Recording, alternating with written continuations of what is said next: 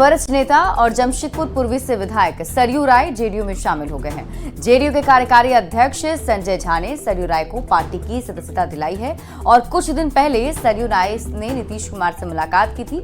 आपको बता दें कि सरयू राय कुछ दिन पहले ही जेडीयू में शामिल हुए थे और अब इसकी आधिकारिक घोषणा कर दी गई है। सरयू राय के जेडीयू ज्वाइन करने की जानकारी पार्टी के कार्यकारी अध्यक्ष संजय कुमार झा ने सोशल मीडिया साइट एक्स पर पोस्ट करके दी है।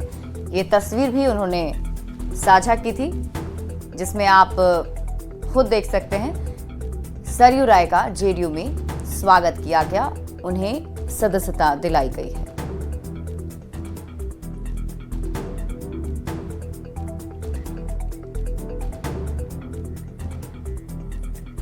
सरयू राय के जेडीयू में शामिल होने के बाद उनके आवास पर बधाई देने वाले लोगों का तांता लगा हुआ है। सरयू राय से बात की संवाददाता आशीष तिवारी ने।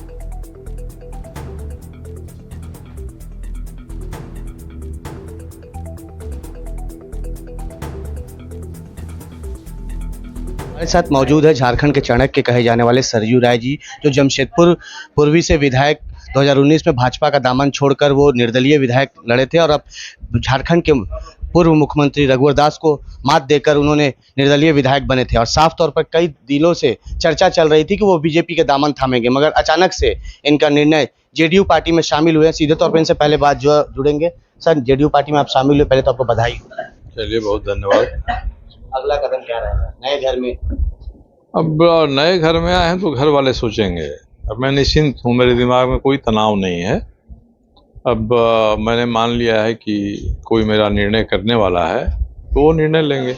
और मेरा भारतीय जनता पार्टी से कभी कोई द्वेष दुराव नहीं था, न उनके कार्यकर्ताओं से था। मेरे लिए तो मैं भारतीय जनता पार्टी के कार्यकर्ता ये नहीं समझते थे कि उनका कोई विधायक यहाँ से नहीं है।